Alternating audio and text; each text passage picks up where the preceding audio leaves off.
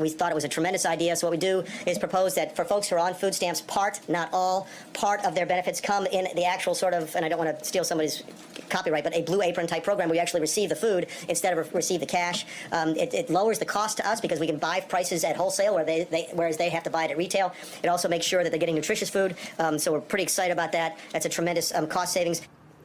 So this is what the crap I woke up to this morning.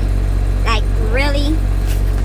Cutting out half of the cash benefits that most recipients of SNAP benefits, once commonly known as food stamps, receive, and replacing the funds with a box of canned vegetables, cereal, and other non-perishable foods, called America's Harvest Box, despite the fact that it would have zero freshly harvested food. Make sure you heard that. Zero fresh food. And that shit could be like, you know how you go to the grocery store and they have cans on the aisles, but they expired like 7 months ago? They could send you that shit. They could send these poor folks that shit. That's bullshit. The administration claims the box will somehow improve beneficiaries' nutrition and at the same time slash costs to the tune of $12 billion a year. Joining me now is Tom Colicchio, food policy activist, chef, and owner of Crafted Hospitality. And on the phone with us is Bishop William Barber, president of Repairers of the Breach. And Tom, I'll come to you first. Their idea is to essentially slash the benefits to SNAP in half, essentially. In 2019, it would be a $17.2 billion program. In 2019, they would slash $213.5 billion. They would add work requirements. They would limit eligibility. They would end a nutrition education program. And then they would add costs by having to deliver this box of unperishable food. Right. And see, this is what I'm talking about. They're talking about they're going to save money by cutting costs. But how you cutting costs? Because you got to pay somebody to make these damn boxes. You got to pay somebody to put these boxes on the truck for these boxes to be shipped to people. You got to pay somebody to deliver these boxes. And you got to pay somebody to make these damn boxes to put these groceries in. Right? So, while they talking about they going to save money, what about all the money that got to go into actually delivering the boxes? And then, what happens if the truck flip over in Kansas that was supposed to be delivering the food to wherever, and now those people ain't got nothing to eat, and there's no allotment for them because, oh my God, we're saving money. But they can spend money on all this stuff for the rich folks. Come with it. This is some bullshit. This is some more kings and queens over the peasants type bullshit.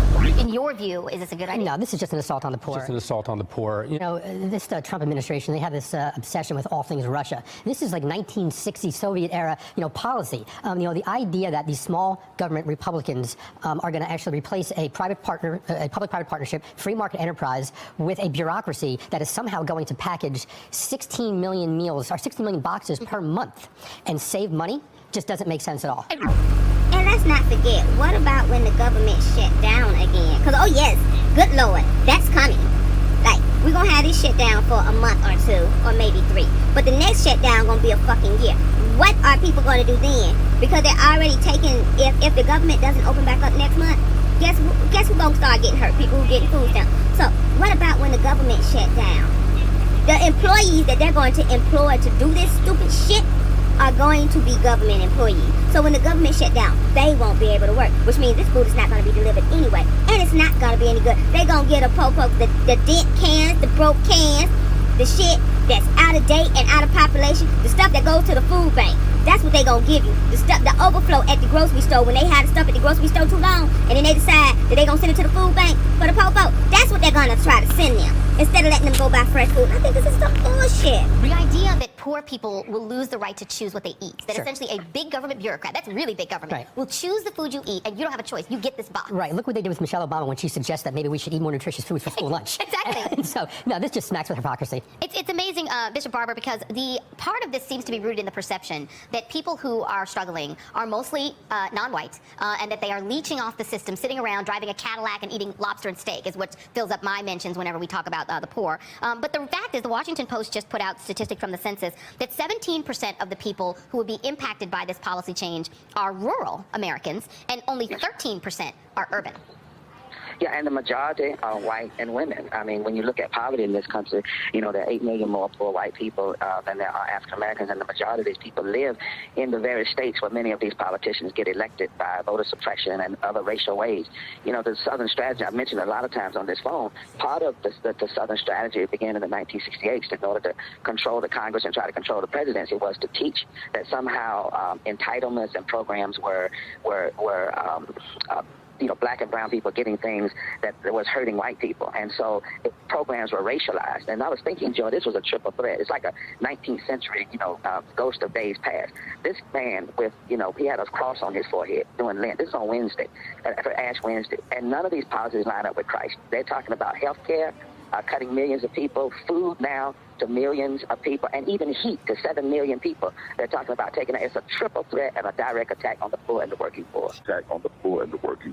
It's amazing, Tom, because you're not talking about a lot of money per person. SNAP benefits are only about $125 a month, $126 a month, $254 a household. 94% of the funding for this program goes right to benefits that get spent at your local grocery store, that get spent in Walmart. Through the freedom of choice, people spend 100% of their benefits. You can't keep any of it. You have to spend it, and that means you're buying food from food manufacturers. How can Republicans interpret that as a bad idea? Doesn't it help the economy? Of course it helps the economy. And also, there are great programs like the Double F program where if you're a SNAP recipient and you're shopping in a farmer's market, you're actually getting double the amount of your benefit. That money goes directly to farmers. Yeah, absolutely. And so there's also a multiplier effect. For every dollar spent through the SNAP system, it actually creates about $1.75 of economic activity. Yeah. So it's actually great for communities as well. So no, we need, let's really start talking about nutrition, because that's really the crux of this here. Children, when they go to school, if they have a proper breakfast, they actually can learn. We're talking about seniors. We're talking about people with disabilities. This is the way they actually feed themselves. We're also talking about 1.5 million veterans who protected this country, who are struggling to feed themselves because they come home with PTSD and they're really struggling to find work. We're also talking about active military that this will hurt as well because they're on SNAP as well. Yeah. And so we're talking about the working poor. We're not talking about people who are looking for a handout. We're talking about children, seniors, people with disabilities, and people that are working. Working minimum wage or at Walmart. Exactly. And so this is just a terrible idea. We actually need to increase the benefits of SNAP so people can actually afford healthy food. Yeah. Because right now we have about $200 billion of healthcare costs that are associated with poor diet because people can't afford nutrition. Yeah. This is wrong on so many levels. So, checking in for the ketos. I'm still into ketosis. As of this morning, I peed on a stick. I'm in ketosis, but I'm up about, I think I'm up 4 ounces. But Imogene is in the building, so I'm just checking in to say that. So I had a decent day today. My son went back to work, so I dropped him off at work. Then my man friend came over and took me and my daughter out to breakfast. That was really nice, and we spent the day together, so that's why I had not been on here until now. But everything is everything, and I know this is short and to the point because I'm finna go home and lay on the couch until it's time to go and pick the man-child up from work around 9 o'clock tonight. What for? I ain't gonna say it on camera. How much was that salad? This is $7.03. Okay. All right, no more fast food until after I get paid at the end of this month. We gonna have to do the struggle thing. Y'all, all my meat got messed up in the freezer a couple of days ago, so we on the struggle bus for a minute now. What you doing? Trying to see if somebody gonna let me out. Okay. Alright, yeah. So we gonna be on the struggle bus as far as food go for a week and a half, because my son just went back to work. So he won't be getting a paycheck this week. I don't really have no income coming in this week. So I bought us a salad for the night. And we got hot dogs and I think there's some kind of pork and beans type situations in there for her. And I got bacon and eggs and some vegetables. So I can do steamed vegetables, bacon and eggs for the week. Oh gosh. I hate that all our food got messed up. But the deep freezer got unplugged by accident.